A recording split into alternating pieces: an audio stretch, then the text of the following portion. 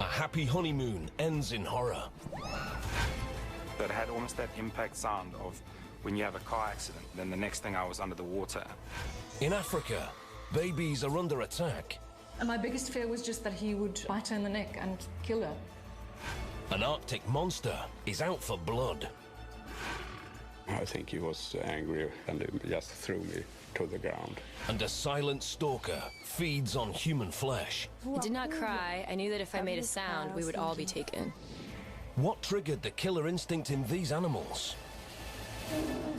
And can they be stopped?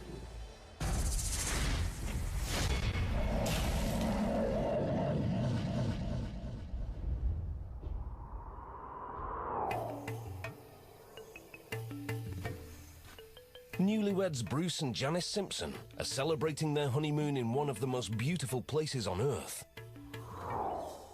Botswana's Okavango Delta. They want a real wildlife experience, and the best way to do that is by taking a ride on a Mokoro, a small canoe that can get them close to the action.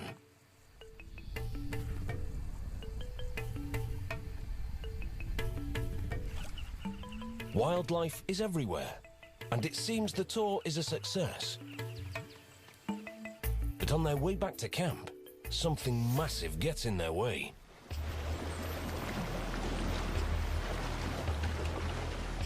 So we stopped and we waited for them for a while.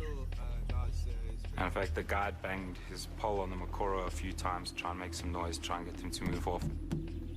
But the elephants don't budge. So the Simpsons look for another route. And we were looking for another channel to basically cut across this waterway to get back to the camp. The new path is barely wide enough to squeeze through.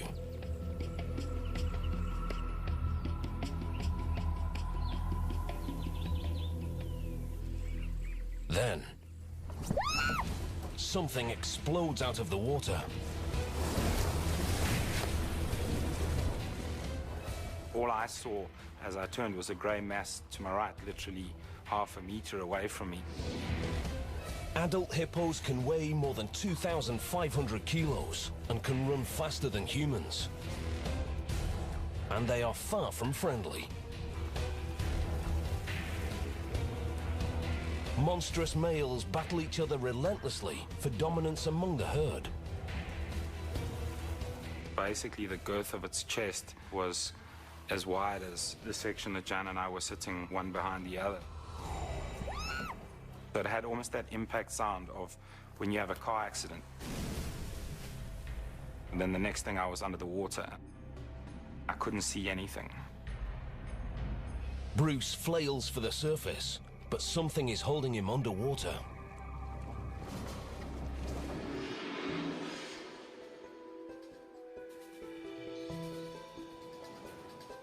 Across the globe, Nina Ollison and Sarah Burke are on an adventure in Spitsbergen, part of the Svalbard island chain. It's the northernmost human settlement on Earth, just 800 kilometers from the North Pole. On the itinerary for today, a hike to the top of a plateau, just outside the town of Longyearbyen.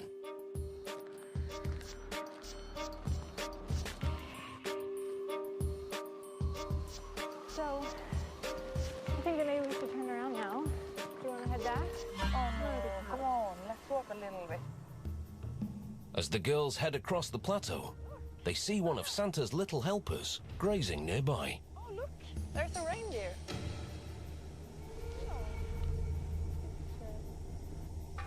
But Sarah and Nina aren't the only ones eyeing the furry beast. Don't tell me that's a bear. That is a bear. Just 50 paces away is a half-ton killing machine shrouded in white.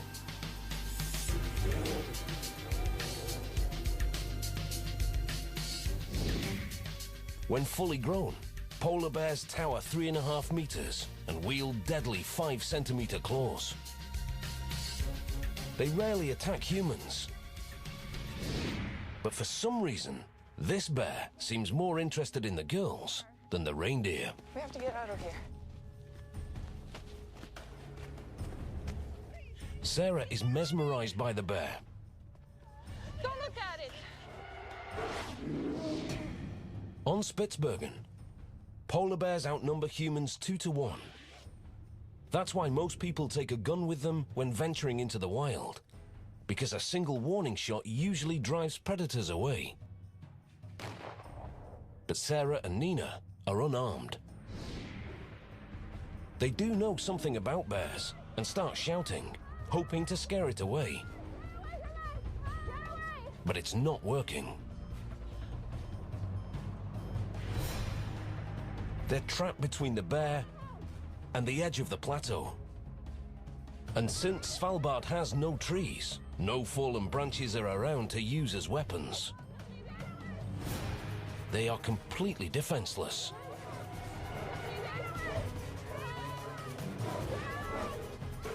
The bear strikes Nina, and she crumples to the ground. Then it turns towards Sarah. Caught between a 1,000-foot drop and an animal driven to dominate, she has only one choice.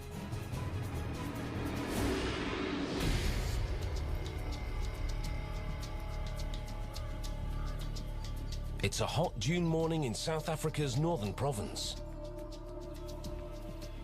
Letty Tukana is out walking with a 3-month-old baby girl, Neo. At around 10 o'clock, I went to the bedroom to breastfeed Neo. Neo.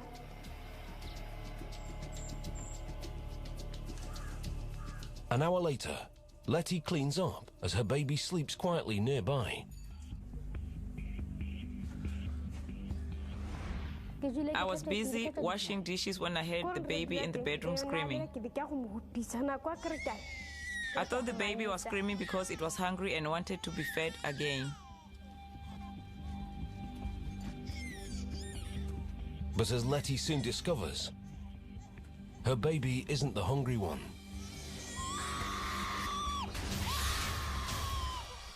Little Neo is in the arms of a wild baboon.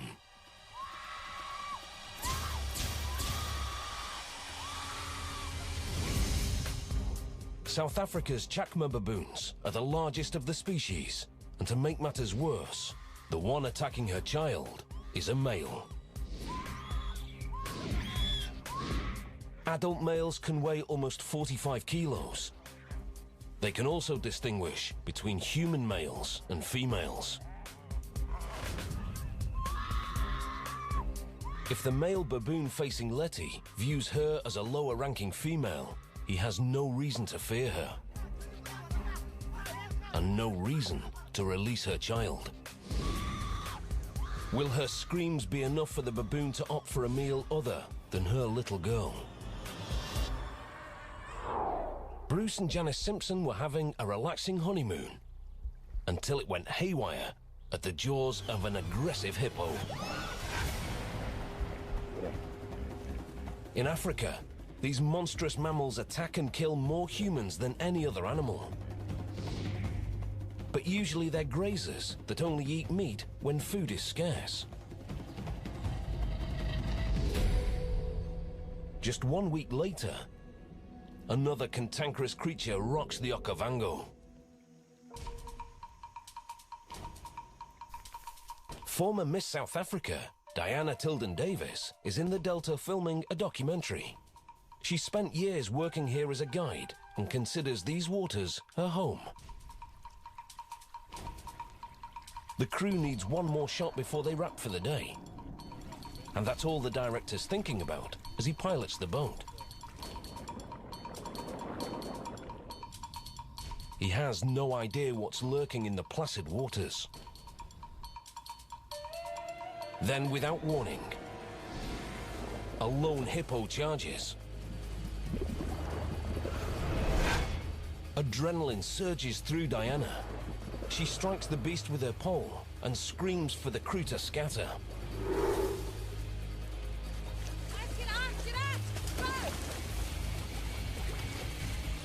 The hippo rams her boat. Diana is tossed, Then it lunges even closer, gnashing its tusks inches from her flesh. She's putting up a good fight, but against a 2-ton animal, even her best fight may not be good enough.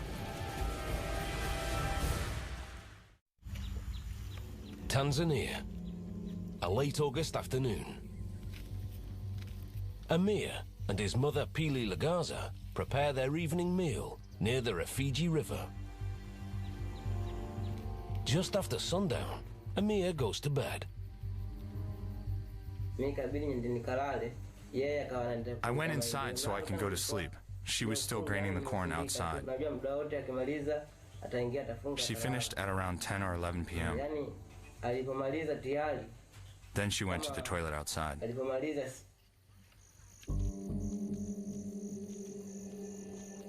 A hungry creature has picked up Pili's scent.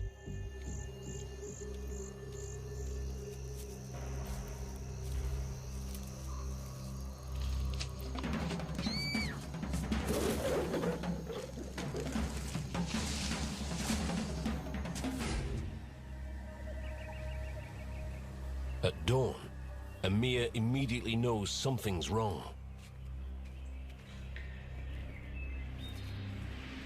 I was wondering where my mother was, so I decided to walk around our house. I saw bloodstains. My heart started pounding after seeing the bloodstains, but I did not lose hope. Then I saw a dress that my mother had on the night before. It was torn and had blood all over it. The trail of blood ends in horror. Then I saw the skull. Everything had been taken from the skull, even the eyes. It's all that remains of his mother. While Pili Lagaza's death was tragic, it wasn't unusual. About 200 people are killed by wild animals in Tanzania every year. Just 2 months later, an 18-year-old named Musa Matupa disappears. The next day, his skull is found. Like Pili, it's the only piece left behind. 3 days later, there is a third victim. And the villagers begin to worry. Something is stalking humans as prey. Local rangers search for the perpetrator. The tracks leading away from the scene confirm their worst fears. Their man-eater is a master of the African plains.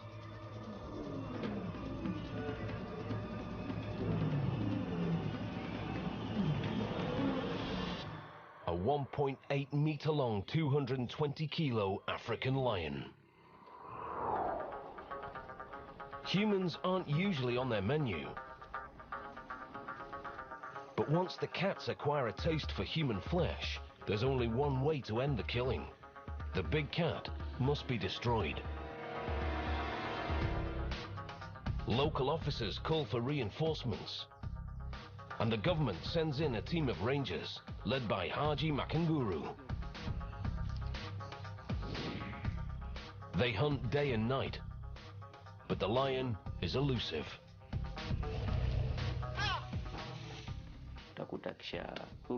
Once it kills in Garango, the next thing you know it is in Manyara. Once it kills there, it moves on. The man-eater of Rufiji seems unstoppable. Unless he's brought down soon, many more may fall victim. The remote Arctic island of Spitsbergen is home to one of nature's most deadly killers. And for some reason, one of them is attacking Nina Ollison and Sarah Burke. Months later, just across the island, another polar bear draws blood. Helma Christiansen leads a small group of nature seekers on tour. After they reach the shore, Helmer and his good friend Ola Vickman go for a hike up into the foothills. I know Helmer because I met him year before. He was so fond of the Svalbard, the nature, the animals, above all the polar bears. Something is moving on the hillside. But Helmer isn't worried. Not yet. We saw a polar bear behind the rock.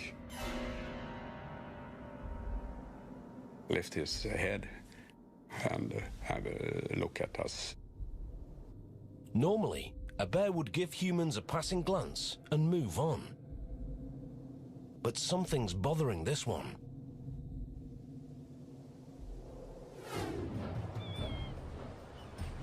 Polar bears communicate with each other using sounds.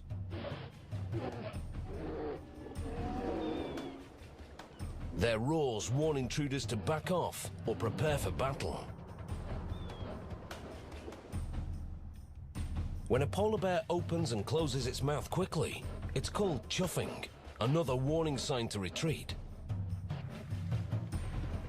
If it lowers its head, an attack is imminent. Helmer recognizes the warning signs and knows they're in trouble.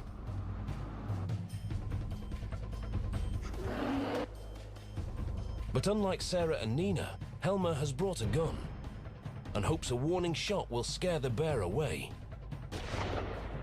It has the opposite effect.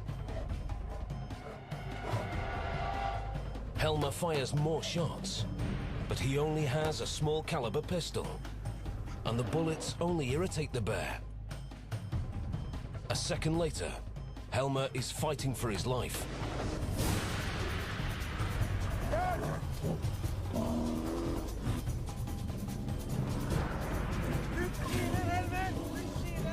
Ola screams for him to pull his knife, but there's no response. He grabs the pistol, but he's never fired it before. I didn't know how to use it. It took a while before I could fire a shot. Finally, Ola fires several bullets into the bear, but they only make him angrier. The beast turns and charges him. I think he was angry and attacked me and just threw me to the ground. I was lying there on the ground. I thought that in my last minute he would probably kill me.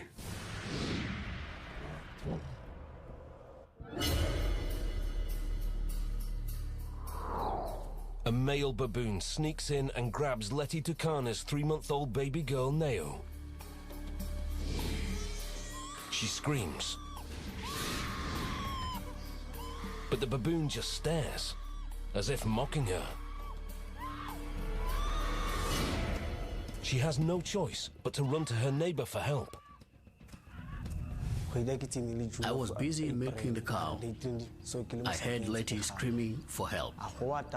She was screaming, "Oh my child, oh my child." I threw down everything I was holding. Raymond and Letty race to scare off the baboon.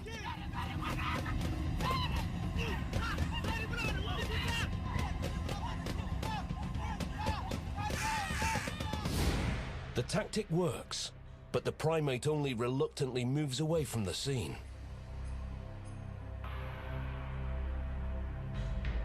Letty quickly discovers that Neo has suffered a nasty bite to the head.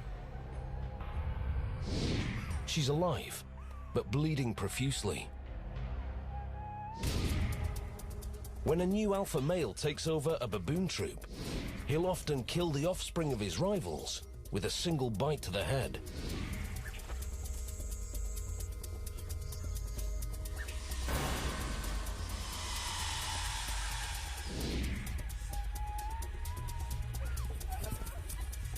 Raymond rushes to get help, but the closest doctor is miles away. Letty cradles her daughter as her young life quietly slips away.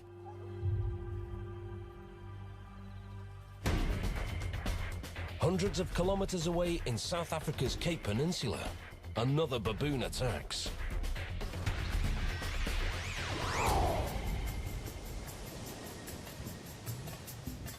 Christina Kotze just finished a short hike with friends on picturesque Cape Point. It was a clear day, beautiful views, no clouds, no rain. Perfect day for a Cape Point outing.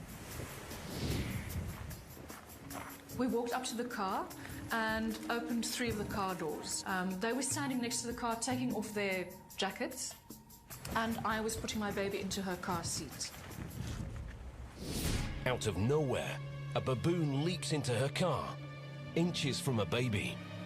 I obviously had to bend down into the car to fasten her buckle. The next moment I looked up and I saw a male baboon sitting next to her on the car seat. He was definitely bigger than I am. And he had huge fangs about this size. And that's what you see. You just see fangs, teeth. Male baboons are armed with razor-sharp canines. They're used for self-defense and for fighting rival males in constant bloody battles. Winners get the pick of mates. Losers get the leftovers. Now Christine is face to face with one in her car. My first reaction was just to try and get my child out of the car. I realized it was not possible as she was, first of all, secured by her seatbelt and her baby seat was secured by the car seatbelt, so it was impossible to just yank her out of the seat.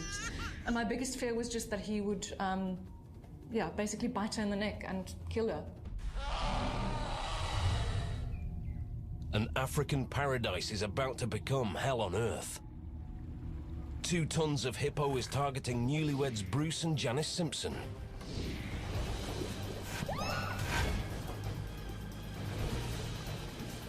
Their canoe is capsized. The impact dislocates Bruce's shoulder and traps him beneath the surface. The force of it pushed me right down into the mud. I knew the water was only just above my head. I was at risk of drowning. But Bruce isn't giving up that easily. The first thing, I looked for my wife. I couldn't see her. She wasn't there. The Mokoro wasn't there. She was nowhere to be seen. His heart hammers in his chest as he searches frantically for his new bride. What he finds chills him to the core. I rushed over and I turned her over. And she had been bitten through the chest, in the front and through the back. And she was just losing blood so quickly. Jan's body was ravaged by 2 pairs of deadly tusks. They grow continuously, and they're perfectly placed to sharpen with every bite. But these sabers aren't used for eating. They're for fighting other hippos.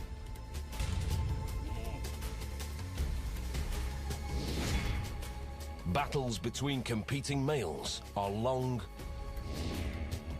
bloody, and often end in death. South Africa's Kruger National Park.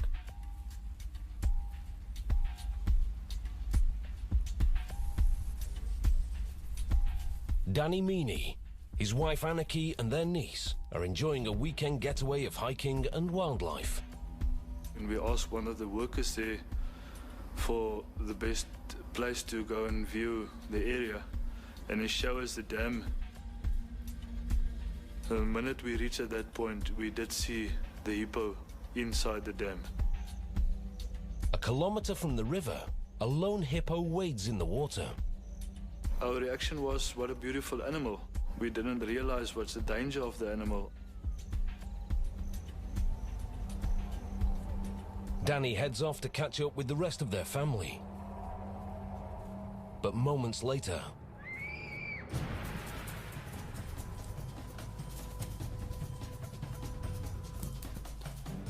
and she said, no, the hippo did bite Aniki. Danny races to his wife. I've called her and said, Aniki, where are you? Seconds later, he finds her with life-threatening wounds.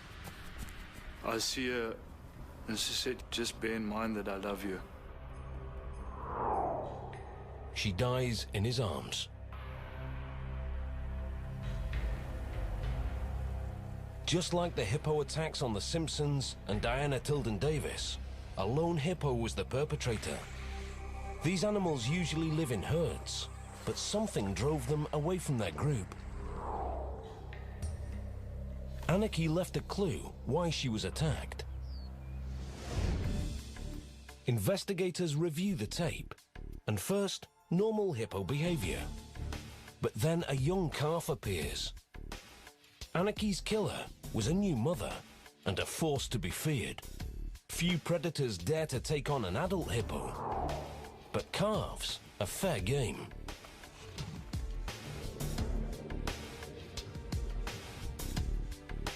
Lions, hyenas, even pythons will feed on these young hippos. Mothers fiercely defend their offspring, attacking any potential foe, even humans.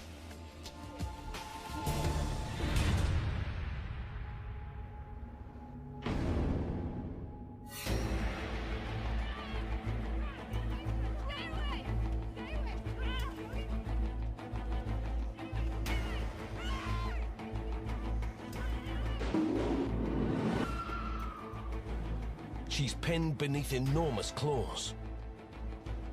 Next, he stares at Sarah, baiting her to make a move.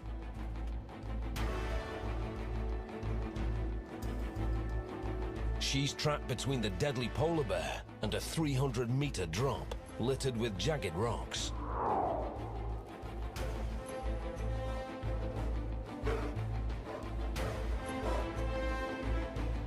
With no other way to help her friend, Sarah does the unthinkable.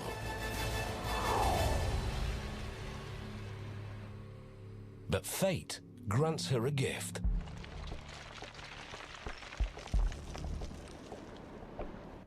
She walks away with nothing more than a broken wrist. In shock, she stumbles back to town and alerts the police.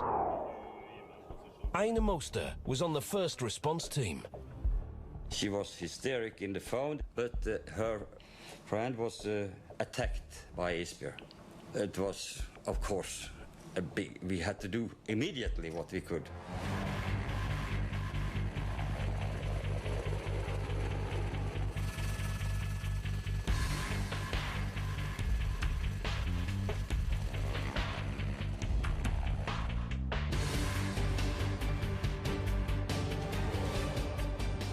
They find the bear, not far from Nina's lifeless body, and take him down.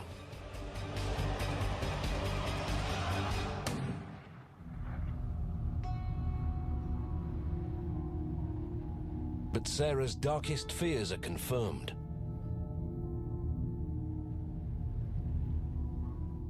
It was kind of... there was a false hope all the time. No, she wasn't alive. She had died sometimes, some minutes ago, I don't know.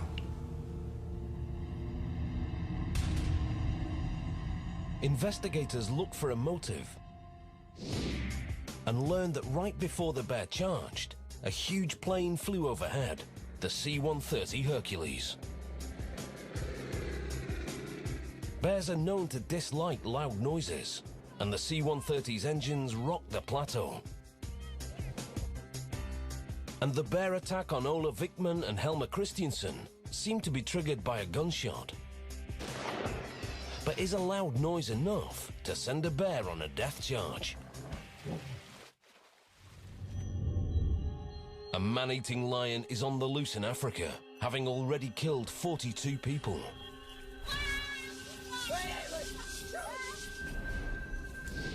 Locals call the cat a spirit lion, an evil beast invisible to human eyes.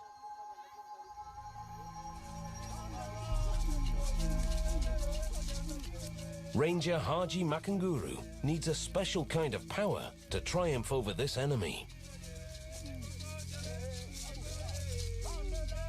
So a team of local bush doctors performs rituals, hoping to defeat the lion's deadly magic.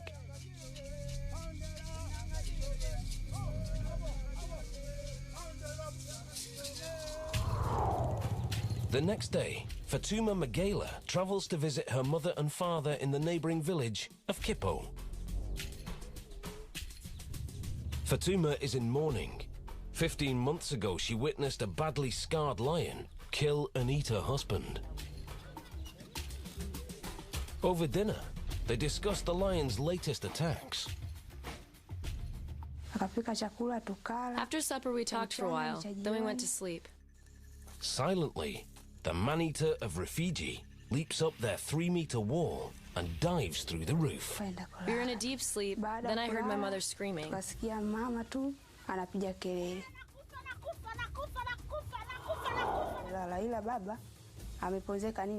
father was attacked when he tried to rescue my mother. When the lion saw that my father was fighting, it grabbed him by the throat and killed him. I did not cry. I knew that if I made a sound, we would all be taken. Fatuma recognizes the beast. It's the same lion that killed her husband.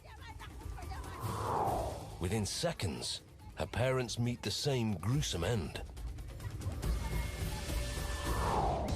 The man-eater of Rufiji has now killed 47 people. The locals trying to survive this threat flee across the river.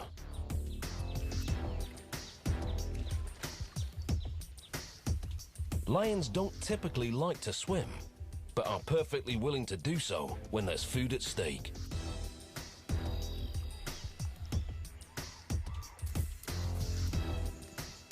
Days later, 2 elderly women become victims 48 and 49.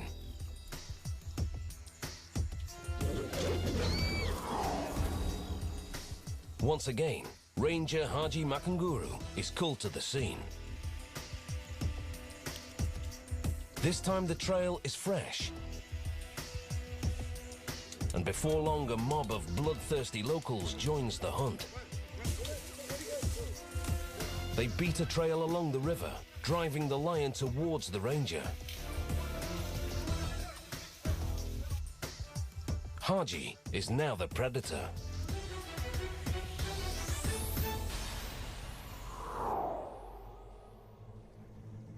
In Botswana, Diana Tilden Davis struggles to stay alive.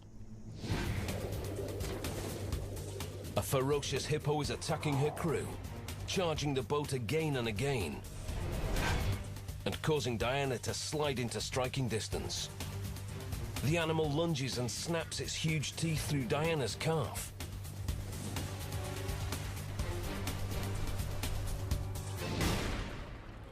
Then, a flare gunshot distracts the creature and Diana scrambles to safety. Janice Simpson isn't so lucky. On her honeymoon, she suffers a dreadful hippo attack, and her body is left with devastating puncture wounds. She had been bitten through the chest. She'd been bitten in the head, and she was just losing blood so quickly. 2 hippo attacks just days apart in the same African paradise. Something triggered this devastating rage. Why were both of these herd animals alone? He was definitely trying to hide. Because he was quite big and it was quite shallow, he had made a little sort of wallow in the sand to get completely under the water. The hippo must have been submerged and crouching in the water. So the water couldn't have been deeper than a couple more feet where the hippo was hiding. There's no ways it could have been there unless it was crouching. Diana remembers another gruesome detail. When he came for us, his mouth was open. Lots of cuts and gashes in his mouth. His ear had been chewed on and his face was all scarred and open. They were all fresh wounds. Only another hippo could have inflicted this type of punishment. It's been relatively dry in the Okavango this season, forcing the hippos into close quarters.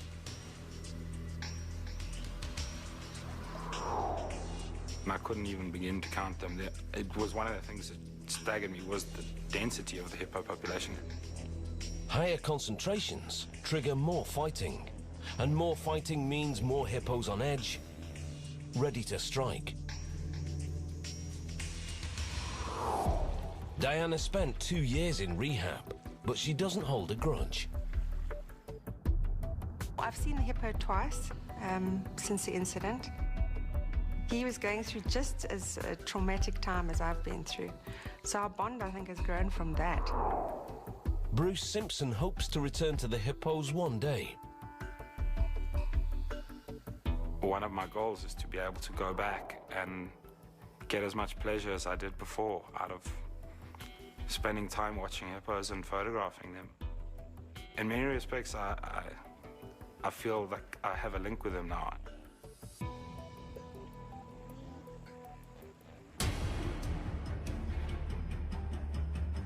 A polar bear threatens the lives of Ola Vickman and Helmer Christiansen.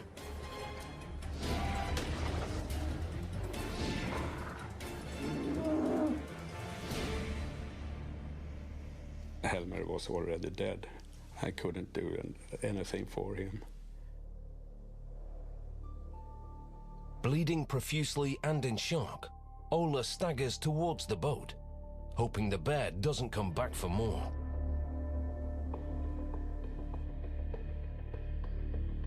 He makes it back to town, and the police move in to retrieve Helmer's body. The bear is waiting, but it's no match for a high-powered rifle. Investigators search for clues as to why 2 bears attacked, seemingly unprovoked.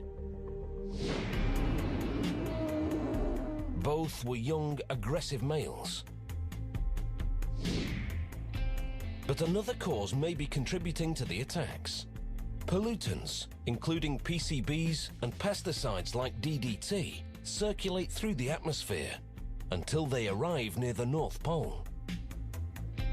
Here, temperatures are too cold for the compounds to remain as vapors, so they condense and then drop into Arctic seas. The result is every living organism is eating contaminated food.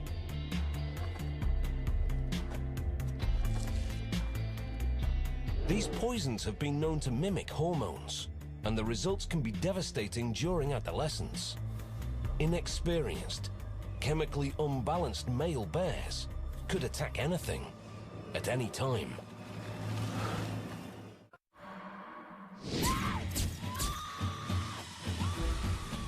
A male baboon has just killed Letty Tukana's 3-month-old daughter, Neo.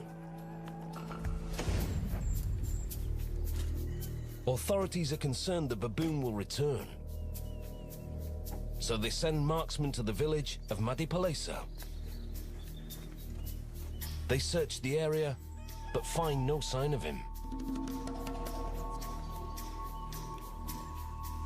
Then 4 days later, he strikes again.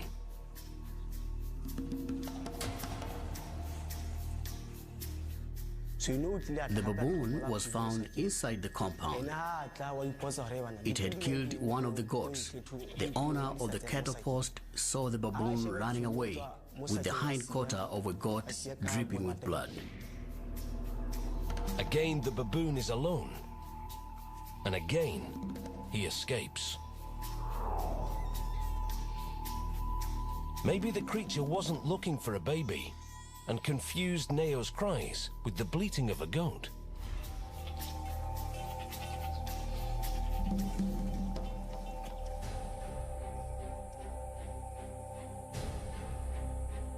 Seven days later,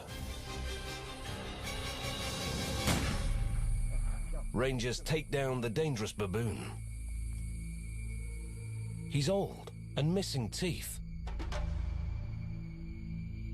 This animal was probably an outcast, cut off from his troop and forced to fend for himself. further south at Cape Point, another aggressive male baboon threatens Christine Coetzee's baby girl.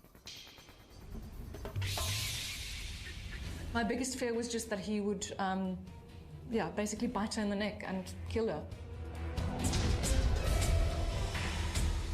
He then must have noticed the small backpack lying on the seat next to him, and he took the backpack and ran across the road. He literally unpacked everything and noticed that there was no food in it, and then discarded the backpack. But this primate refuses to leave empty-handed. I saw the baboon coming back to the car.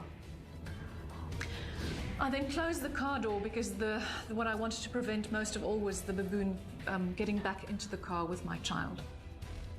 And I was basically standing with my back against the car door, and he was sitting in front of me. I didn't know whether to look at him or to not look at him. I didn't know whether I should back away, and the next moment the baboon ran up to me and bit into my lower arm. And as I whipped around, he sort of fell off. He grabbed hold of my other arm, and as soon as I got him off, I just ran for my door and got into the car as quickly as possible.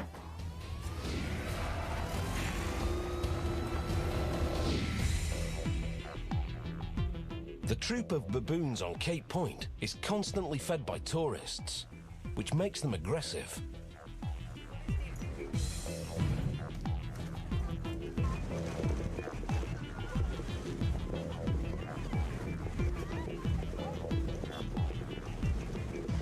Other troops on the peninsula invade neighborhoods. In a matter of minutes, homes are completely ransacked by these hungry primates. They're protected on the peninsula, but in the rest of the country, these monkeys are considered vermin.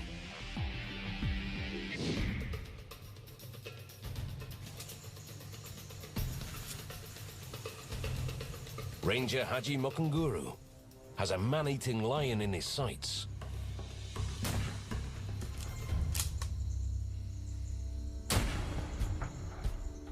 The marks on the lion's neck leave no doubt. This is the one who killed nearly 50 people. The lion was brought around to all the villages to show people the lion was dead. Then the lion was taken back to the area where it was killed. After skinning the lion and removing the bones, the villagers cut the meat and ate it as a sign of revenge.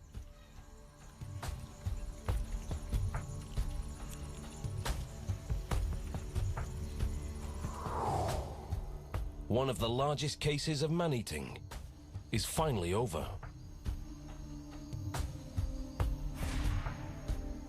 But what turned this lion onto the taste of human flesh? His remains tell the story.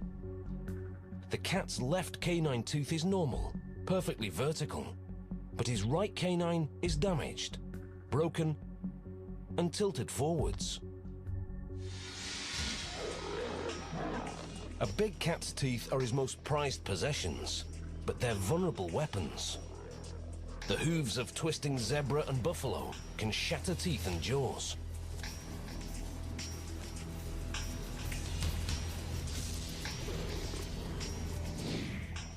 And broken teeth are incredibly sensitive.